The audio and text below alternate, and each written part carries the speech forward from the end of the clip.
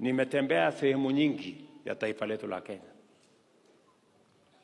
Nimekuwa Western, nimekuwa Nyanza, nimekuwa kule Coast, nimekuwa Mlimani, naenda kesho Kisii na sehemu zingine mpaka Kenya iwe moja.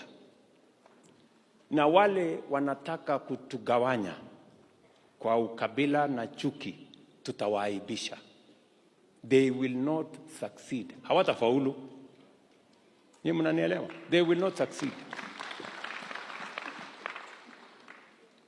Unajua kuna watu hawaelewi ya kwamba safari ya mimi na Wakorino ilianza zamani.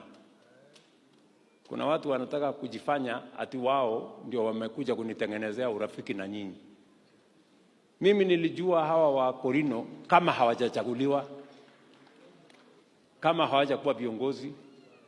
Ni kweli ama si kweli? Yes. Tulianza hiyo safari mbali na tunaenda mbali pamoja. Kwa hivyo mimi nataka niwahakikishie we are going to move together.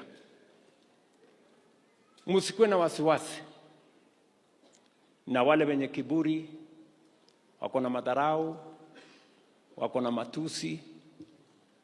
Hawa msijali na wao. Ukiona mtu ambaye ako na kiburi, ako na matusi, ako na madharau kwa kiongozi, hiyo ni kumaanisha huyo mtu hafai kuongoza. If you are not patient enough to be led, you are not made of the material to lead. Hawa ni watu wanajisumbua bure.